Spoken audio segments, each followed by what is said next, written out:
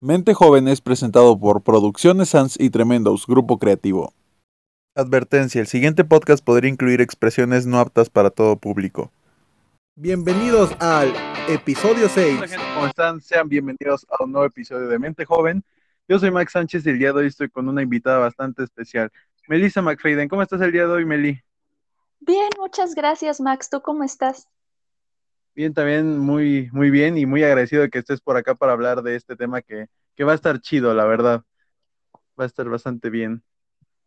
Sí, así va a ser. Es un tema muy interesante. Pero oye, cuéntanos antes de pasar con este tema que la verdad, pues yo creo que va a dejar con bastante información útil a cada persona que lo escuche. Pues me gustaría que nos cuentes un poco de ti, a qué te dedicas, qué estudias actualmente. Bueno, pues yo estoy estudiando la carrera de química, voy a pasar a quinto semestre y también actualmente estoy trabajando como traductora de inglés y español porque pues me gustan mucho los idiomas y la ciencia.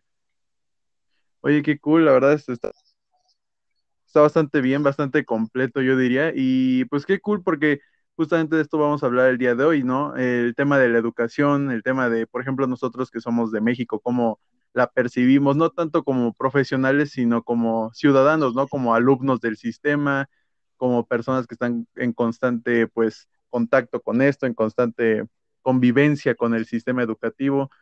Tú como joven, ¿cómo ves el sistema educativo de México y quizá incluso del resto del mundo? ¿Cómo lo ves?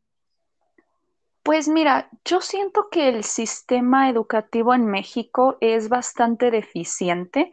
Creo que todo el mundo como que tenemos una idea general de por qué es deficiente, pero a mi parecer es malo porque es un sistema obsoleto, es un sistema en el cual no se les enseña a los estudiantes el porqué de las cosas, no se les enseña a pensar, a ver más allá, sino que simplemente en la escuela lo único que te enseñan es escuchar, escuchar y escribir y repetir y esto y el otro.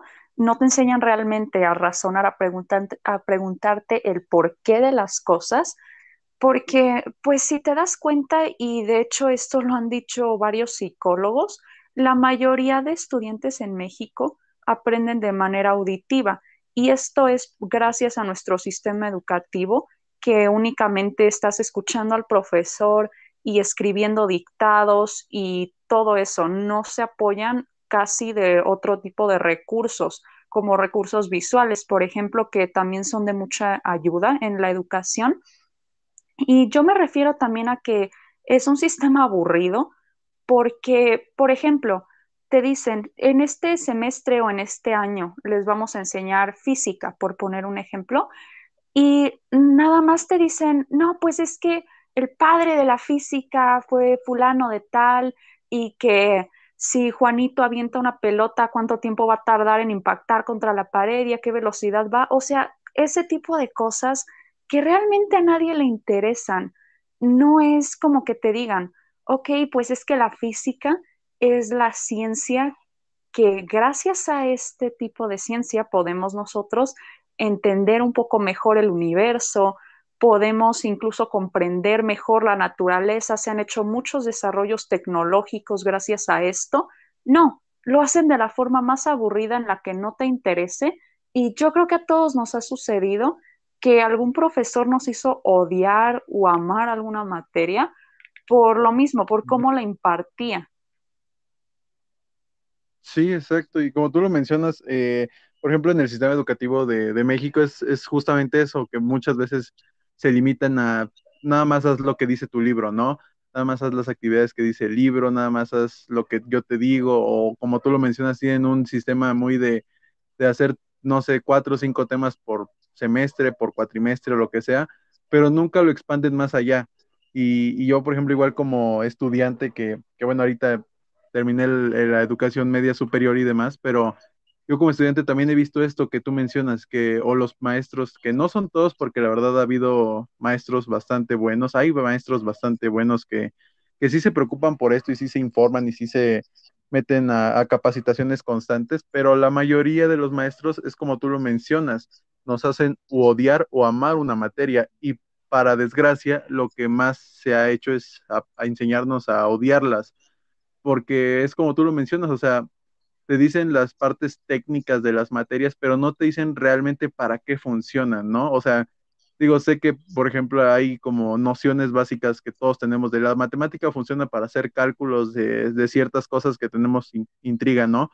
Pero ese tipo de planteamientos es como muy aburrido, como tú lo mencionas, ¿no? Porque sería muy diferente si lo plantearan de, oye, las matemáticas, la física, la química nos ayudan a entender nuestro entorno, ¿no? Nos ayudan a crear todo lo que está alrededor nuestro, nos ayudan a saber cómo podemos usar los recursos que nos rodean, a saber cómo usar las leyes que nos rodean, como las leyes de la física, del tiempo y demás, que igual no soy ningún experto, pero ese tipo de cuestiones no nos las enseñan de una manera que nos pueda apasionar a ese tipo de materias, a ese tipo de temas, a ese tipo de información, ¿no?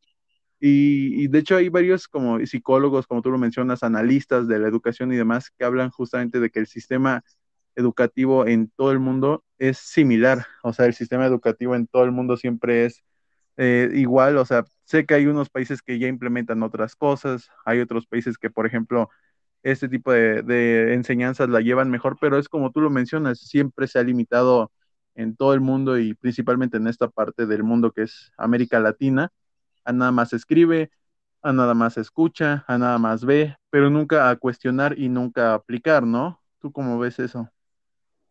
Pues es muy cierto porque, bueno, tú sabrás también, como ya te he comentado, yo viví en Estados Unidos cuando era niña y es muy similar, o sea, es verdad que están más completos los programas allá en cuanto al programa educativo, pero como tal es lo mismo, o sea, el profesor hablando y el estudiante ahí por otro lado haciendo avioncitos de papel, entonces es muy similar, no te enseñan realmente a cuestionarte el porqué de las cosas, no te enseñan la materia de una forma en la que a ti te interese esa rama. También te voy a contar un ejemplo. Yo conocí una profesora, no te voy a decir el nombre del colegio porque, bueno, no sé si está permitido mencionar ese tipo de cosas aquí, Sí, pero no, en sin este, problema. sí, en Ujú. esa escuela, básicamente se supone que era un colegio bilingüe. Entonces, ahí los libros, pues obviamente los vendían bastante caros, como en todas las escuelas particulares. Y haz de cuenta que la profesora se dio cuenta que esos niños no hablaban nada de inglés, que era la materia que ella tenía que impartir. Estos niños no sabían nada, no sabían hablar. O sea, sí sabían como que escribir algunas cosas, pero tú les preguntabas, a ver, no sé, preséntate en inglés y no sabían. Entonces ella lo que empezó a hacer fue que comenzó a darles clases para que hablaran, para que estructuraran bien todo esto. Y pues haz de cuenta que no estaban llenando los libros como deberían, porque desde que somos niños, así es el método de aprendizaje. Primero tenemos que aprender a hablar y después a escribir. No quieras hacer primero una cosa y luego la otra, porque ningún idioma, si nada más te la pasas escribiendo, lo vas a dominar bien. Entonces, pues el caso es de que para no hacer el cuento largo, la directora se dio cuenta de esta situación, se enojó con la profesora y le dijo, no, pues es que cómo es que no están llenando los libros como deberían y que no sé qué. Y dijo, pues sí, o sea, a lo mejor no se están llenando tanto, pero los niños sí están aprendiendo.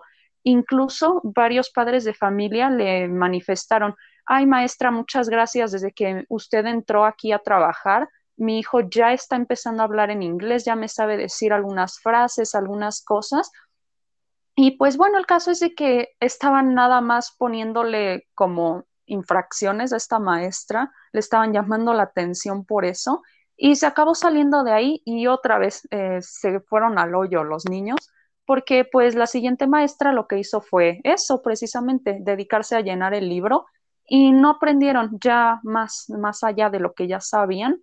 Entonces, pues desde ahí te das cuenta que es un sistema muy deficiente, es muy obsoleto y que realmente no se ajusta a la realidad, porque eso de llenar libros hace muchos años que se usaba, pero ya en la actualidad hay técnicas más actualizadas, más modernas, e incluso pues te puedo decir, yo hace 2 años hice una certificación de Cambridge de inglés y pues ahí también precisamente en lo que yo estaba estudiando me decían, es que hay personas que saben hablar el idioma, pero no lo saben escribir. O sea, no conocen esa parte, ni lo saben leer, ni nada. Y es completamente cierto.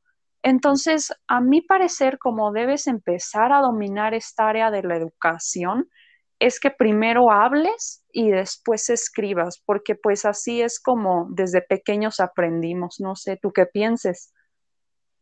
Primero que nada, como tú lo mencionas, cuando hay maestros que sí sobresalen, que sí hacen una labor extraordinaria porque la neta, los alumnos sí aprendan y la neta, ellos ven que es súper importante esto porque al final de cuentas, pues el alumno siempre es la generación que va a tener que seguir manteniendo a flote la sociedad, ¿no?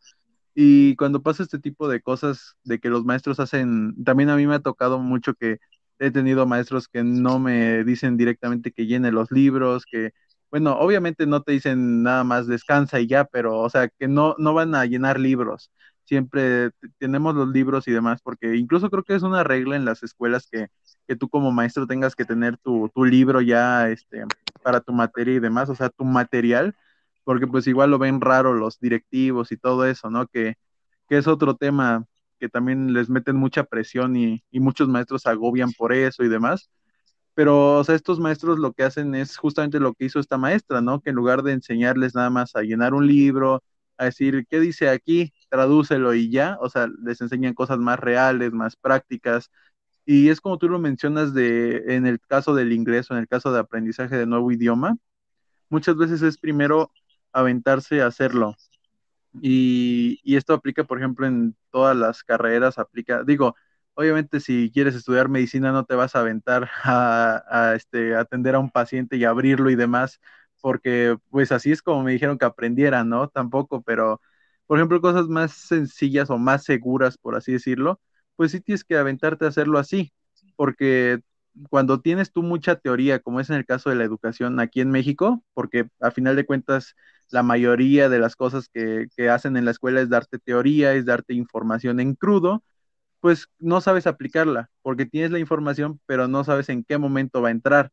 En cambio, pues hay, como tú lo mencionas, maestros, instituciones y demás que hacen justamente las cosas al revés.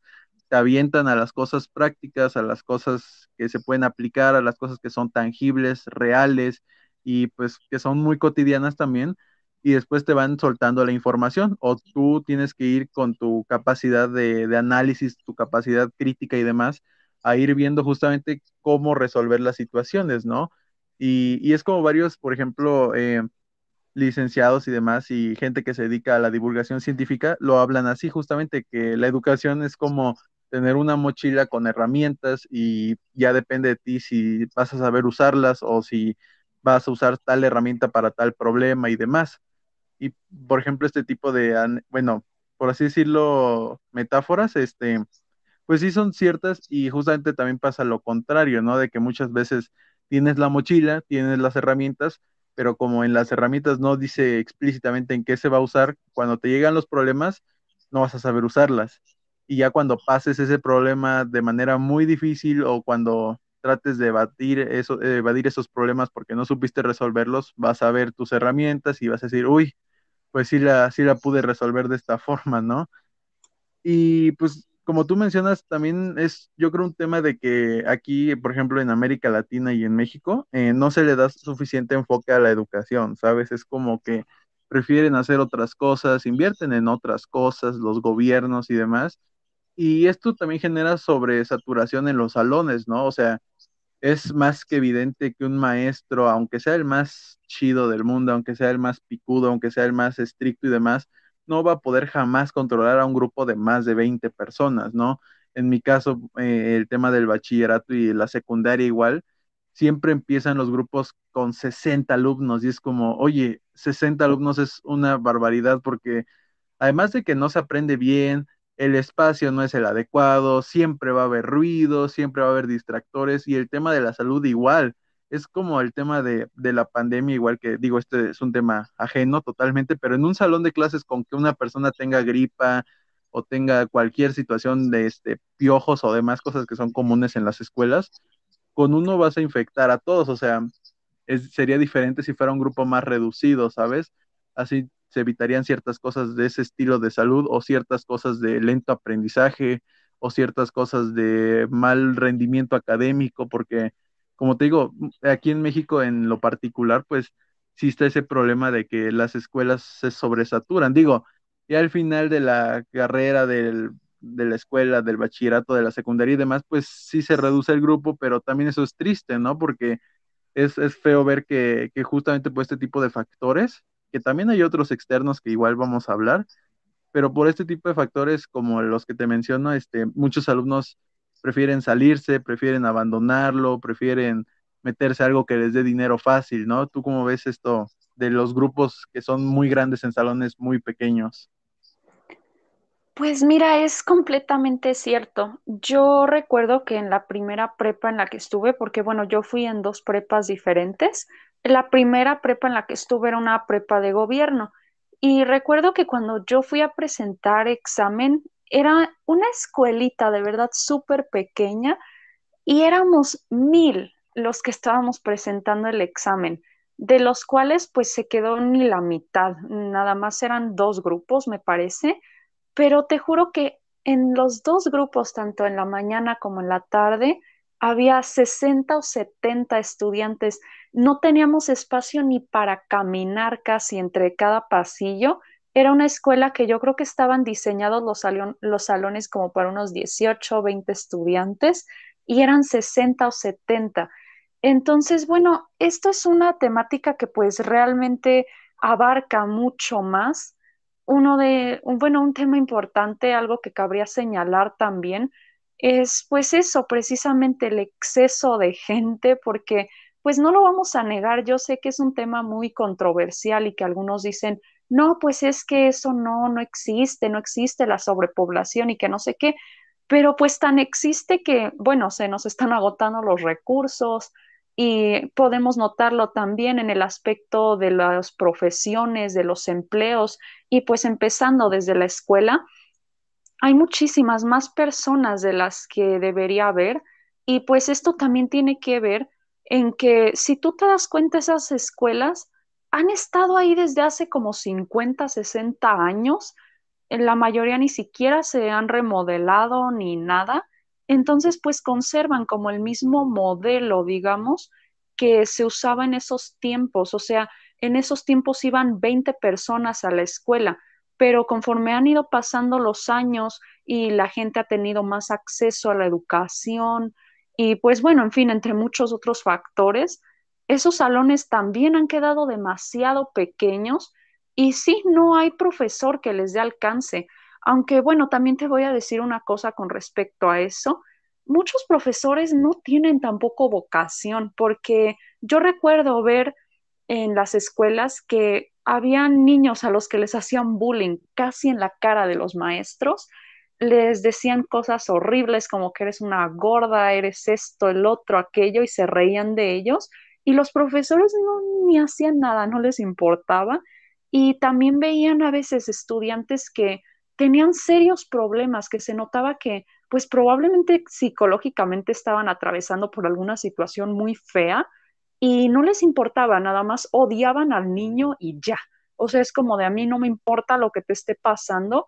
Y pues bueno, yo siento que incluso si están viendo que no es normal que un estudiante repruebe todo, que sea en exceso rebelde, pues inclusive pudiera ser una alerta de que algo le está sucediendo en su vida y pues esa es una forma de manifestarlo, de llamar la atención a su manera y a los maestros en su mayoría no les importa, solo lo odian.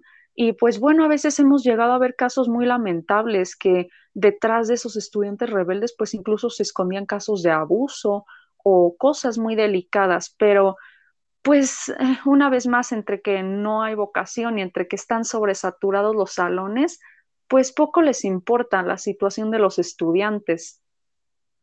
Exacto. Y como tú mencionas, son escuelas muchas veces que llevan de más de 10 años, más de 20 años, y justamente esto que mencionaste de que fueron creadas en otro contexto, aplica literalmente en todo, porque también las autoridades de esa escuela, de los salones, los maestros que van llegando, los maestros que ya empezaron ahí y demás, pues van a tener siempre esa misma mentalidad, ¿sabes? Digo, sé que a final de cuentas, pues obviamente cuando salen de la escuela se tienen que enfrentar al mundo real y eso, pero como tú lo mencionas, no ven, quizá por el sistema educativo en general o demás, no ven justamente este tipo de problemáticas como la sobrepoblación, como que de verdad existe este tipo de situaciones donde cada vez hay más gente y más gente y más gente.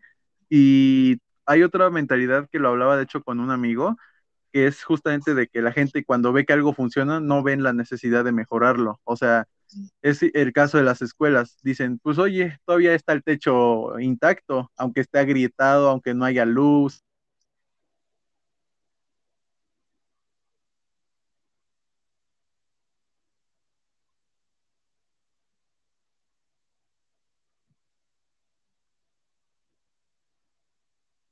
¿Estás ahí? Es que no se escucha nada, perdón, no se escucha nada.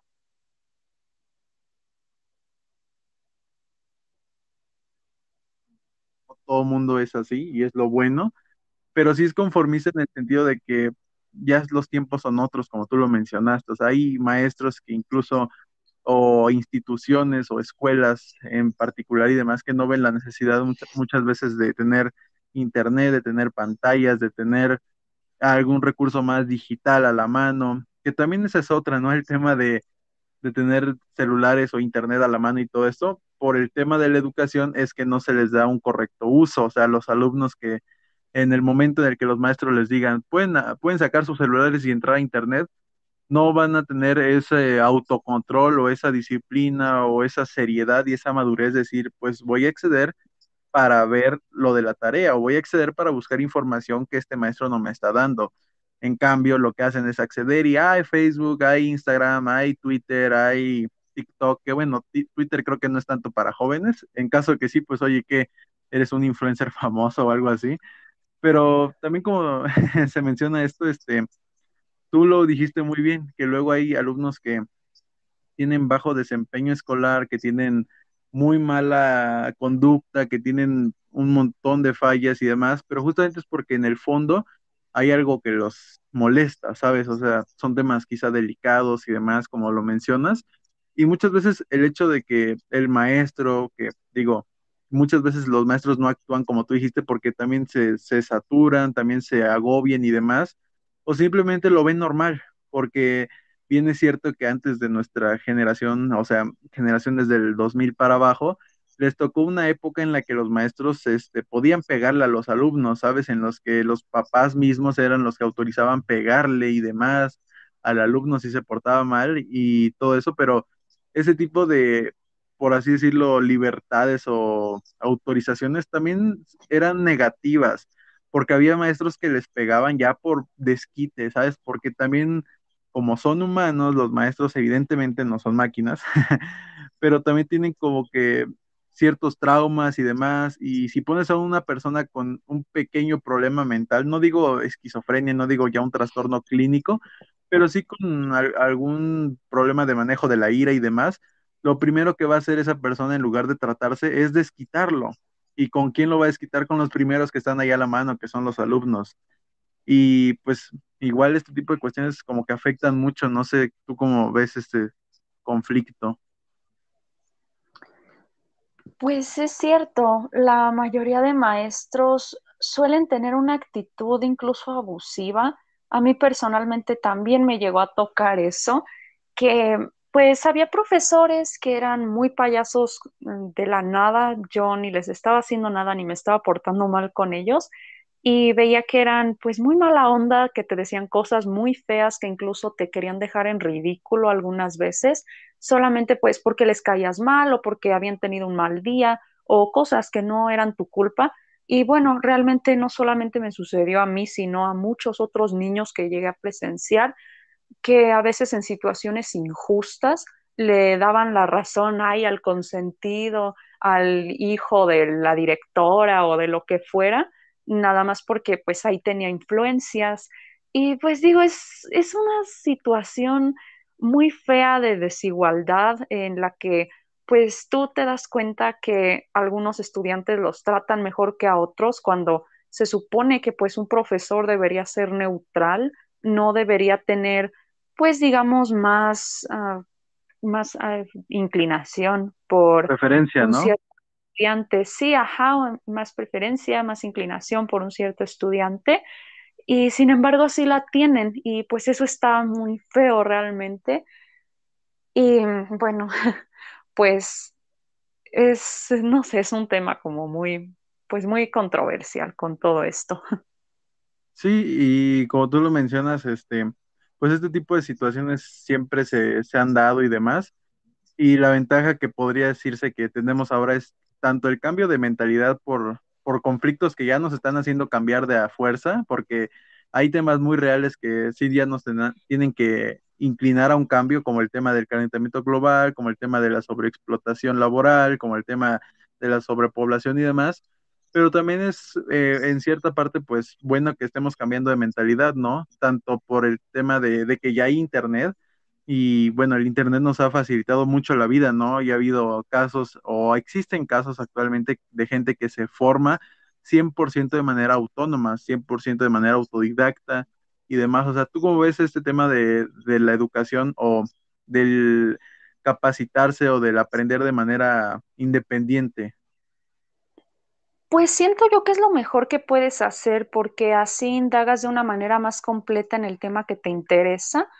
Muchas personas que yo he conocido se han formado en alguna cierta área de manera autodidacta, pues sobre todo gracias al internet, que han aprendido algún nuevo idioma, pues inclusive de estar hablando con personas de otros países por medio de internet o porque pues sencillamente ahí tienes mayor acceso a la información y también existen muchos cursos de muchas cosas que puedes comprar por medio de internet y bueno, obviamente en los trabajos no te lo van a valer al 100% como si les presentaras el título. Yo fui a la universidad y estudié un idioma, estudié programación, estudié lo que quieras, no te lo van a valer, pero pues al final de cuentas para mí es un conocimiento de una forma más madura también, porque ahí tú estás tomando la iniciativa de instruirte en una cierta rama. No es como cuando vas a la escuela porque tus papás te obligaron y que no es que si te sales de estudiar ya te echo de la casa o lo que sea. No, sino que aquí tú estás tomando la decisión de querer aprender algo nuevo, de querer formarte e incluso lo llegas a hacer de una manera más completa, de una manera más independiente. Y pues a veces es todo un reto porque algunas cosas son difíciles y como no tienes un profesor que te esté guiando, que te esté explicando, sí llega a ser mucho más complicado. Pero bueno, bien dicen que el que tiene ganas de aprender, el que tiene ganas de estudiar, pues busca los medios y pues yo pienso que eso es muy cierto también. Sí, igualmente de mi lado, pues estoy 100% a favor del formarse de manera autónoma, de manera independiente. Como tú lo mencionas, quizá en muchas ocasiones es difícil y no tanto por el tema de la información, que digo, sí hay ciertas ocasiones en las que no sabes por qué empezar o por dónde empezar más bien y no sabes qué sigue de ese tema o no sabes si de verdad lo estás aplicando correctamente y demás, pero es mejor empezar con tropiezos y demás a no empezar, ¿sabes? Y de hecho me lo decía una vez un amigo con el que trabajé en el servicio social de parte de la escuela, que pues le mando un saludo, era del trabajo donde estaba, que me decía que muchas veces, por ejemplo, los jóvenes que están en prepa abierta, prepa en línea y demás, o universidades en línea y todo este tema, son mucho más ordenados, son mucho más disciplinados que los que están en la presencial, ¿no? Porque es justamente esto que mencionas, que los que están de manera independiente, por así decirlo, se organizan más, saben sus prioridades, es justamente este tipo de mentalidades del que quiere aprender, lo hace. Y es bastante admirable porque yo, de hecho, hasta antes de esa plática que tuve con él, yo veía la prepa abierta como incluso un tema que no era muy eficiente, que no era muy útil y demás, pero justamente esta historia o esta anécdota o este consejo que me dio este amigo, pues me hizo cambiar de opinión sobre eso.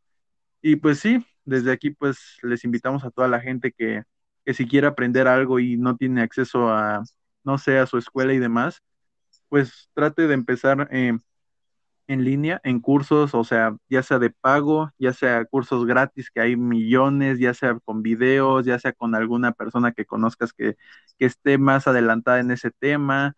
y demás. Y un consejo que, por ejemplo, no muchas veces se da en el tema de la educación autodidacta, es que tú puedes empezar buscando planes de estudio de las universidades de tu zona o universidades de todo tu país o universidades más prestigiosas del mundo.